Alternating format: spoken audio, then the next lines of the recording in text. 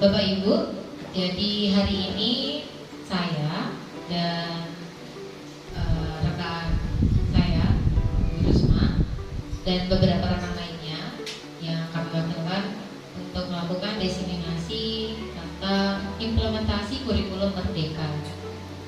Pelatihan ini kami dapatkan pada tanggal 27, 28, dan 30 Mei dilakukan di SDN 005. Saat itu ada beberapa perwakilan yang ditugaskan, dan hari ini kami mewakili teman-teman yang lain ingin menyampaikan beberapa hal terkait IKM atau implementasi kurikulum Merdeka.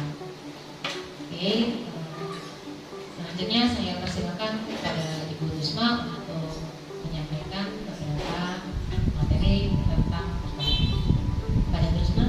Persilakan. Terima kasih kepada Ibu Ajeng selaku moderator. Assalamualaikum warahmatullahi wabarakatuh.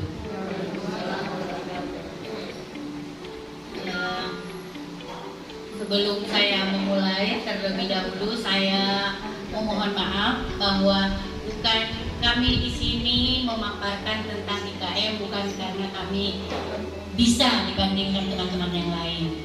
Kami di sini karena kebetulan kami yang telah diutus untuk mengikuti pelatihan.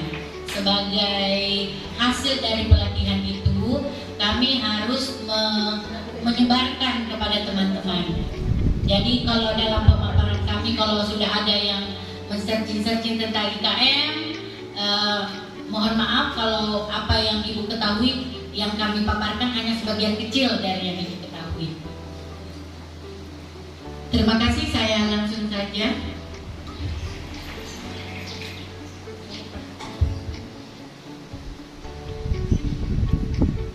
Pertama saya mulai dari pengertian kurikulum Merdeka Belajar. Merdeka Belajar.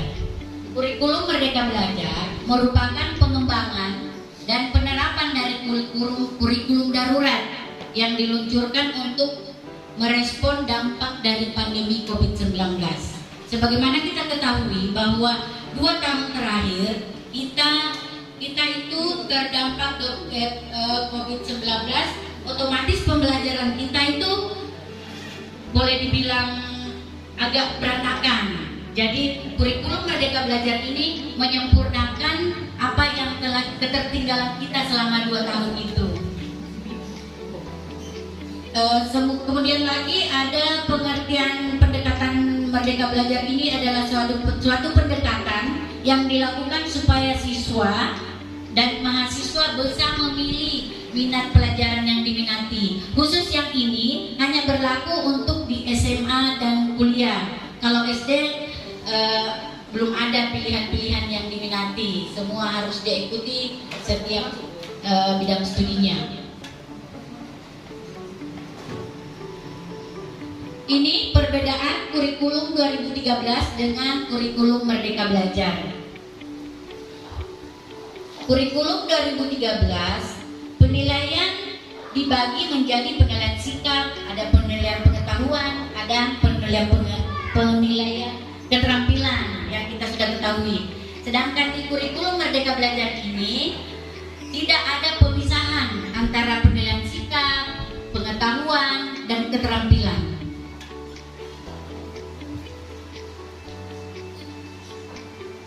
Sekarang kita ingin tahu apa sih kelebihan dari kurikulum Merdeka Belajar. Yang pertama, kurikulum Merdeka Belajar itu lebih sederhana dan mendalam. Kurikulum Merdeka lebih fokus pada materi yang esensial dan pengembangan kompetensi peserta didik pada fasenya. Yang kedua, lebih merdeka. Bagi peserta didik khususnya SMA, ini khusus SMA, tidak ada program peminatan yang diwajibkan dipilih oleh sekolah, sehingga peserta didik bisa memilih mata pelajaran sesuai minat bakat dan aspirasinya sendiri. Ini untuk SMA, tapi kalau kita untuk SD, semua mata pelajaran tetap harus diikuti. Cuma ada satu mata pelajaran itu IPA dan IPS digabung menjadi satu yang namanya IPAS. Jadi nanti kalau kemarin 9 bidang studi, sekarang tinggal 8 karena IPA dan IPS digabung jadi satu yang namanya IPAS. Kemudian kelebihan yang ketiga itu lebih relevan dan interaktif.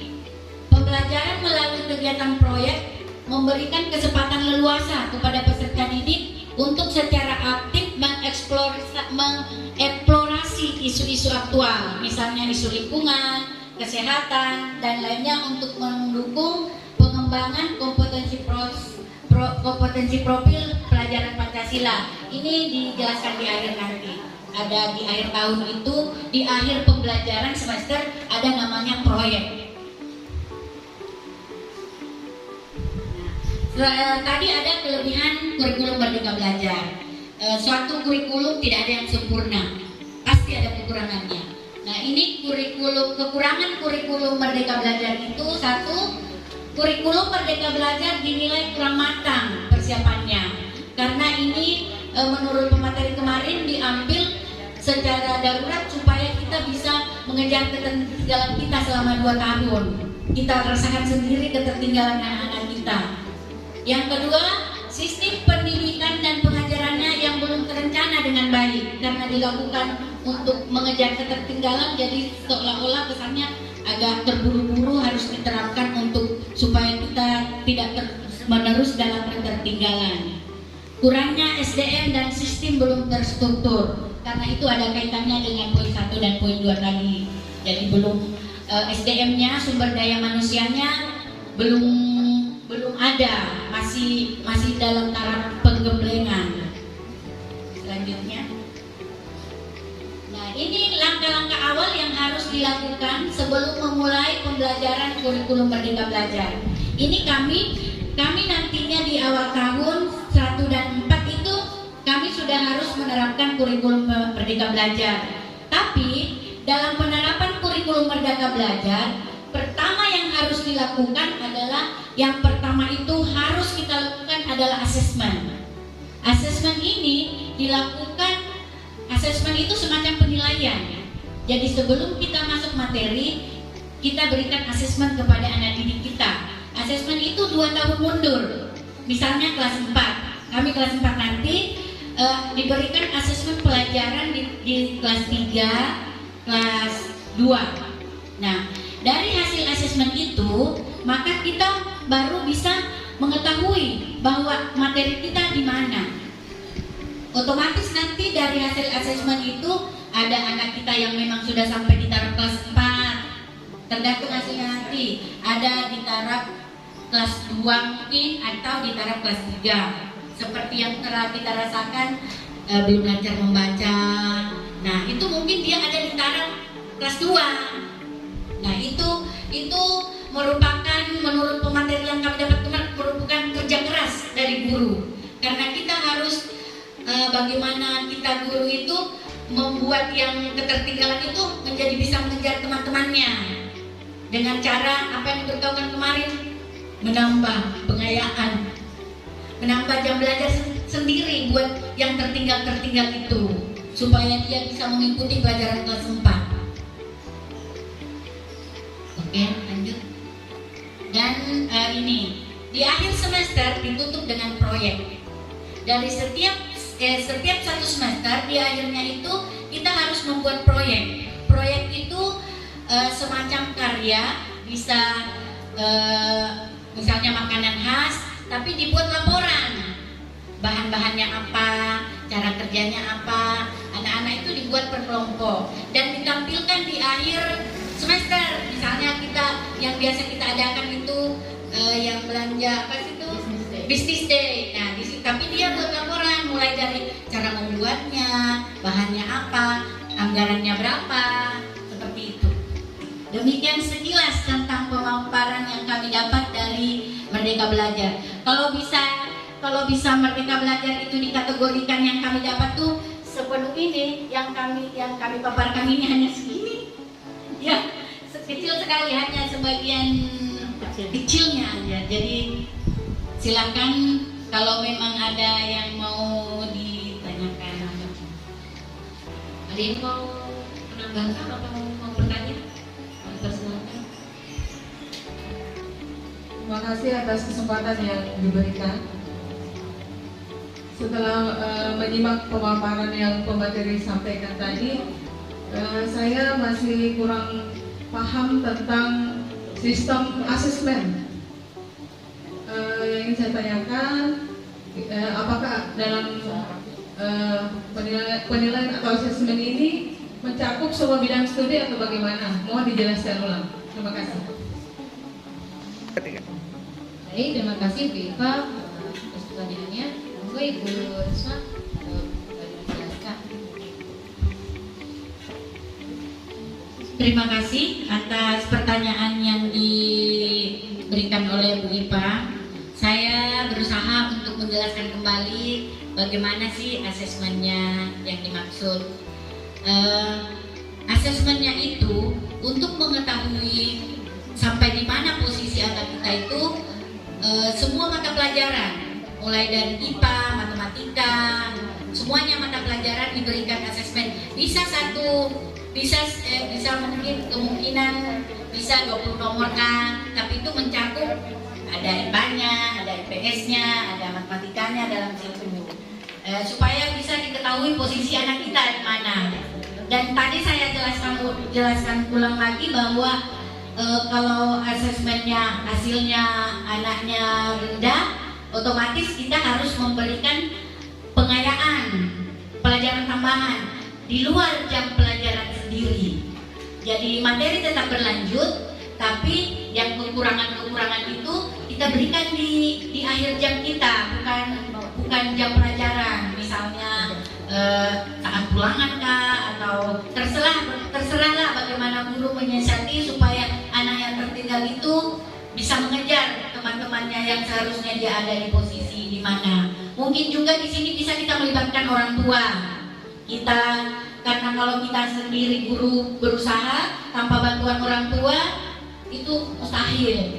Jadi kita bisa mungkin bekerja sama dengan orang tua, kita membimbing di rumah, di sekolah, orang tua di rumah juga harus lebih berusaha juga, karena kita berapa jam sih di sekolah. Ada juga sih kemarin dikasih tahu kalau mau berbesar hati, karena itu kan amalnya dilihat, nanti amalnya dihitung juga. Bisa kalau memang mau tahan di rumah katanya boleh kalau memang misalnya tidak mengganggu jam kita. Terima kasih. Bagaimana Bu Iva? Sudah cukup? Jadi ini semacam remedial ya? Ya, jadi Bukan remedial, tapi pengayaan. Kalau remedial itu biasanya soal ya, cenderung ke soal. Ini pengayaan. Misalnya dia tertinggal di kelas 2. Apa dia? Di bidang apa dia? Misalnya dia tidak lancar membacanya. Nah, kita bimbing dia biar dia lancar. Sebenarnya ini kita sudah lakukan ya. Biasa kita waktu kami sendiri waktu kelas 4 dulu itu jam masuk kami kan jam 1 tuh. Nah, kami suruh anak yang tak lancar membaca itu datang di jam-jam 11. Cuma mungkin cuma kita tidak tahu bahwa itu dulu namanya asesmen. Ya, terima kasih. baik, ada lagi yang mau bertanya? Tidak ada. Baik, kalau tidak ada, maka diseminasi ini bisa saya tutup. Ibu, terima kasih atas waktu dan kesempatannya untuk menyimak tadi paparan tentang implementasi kurikulum merdeka. Kurang lebihnya saya dan teman-teman mohon maaf jika ada beberapa informasi yang mungkin belum maksimal seperti yang kami sampaikan. Jadi mari kita sama-sama belajar untuk mengejar tahun ajaran baru berikutnya. Kurang lebihnya mohon maaf. Wassalamualaikum warahmatullahi wabarakatuh.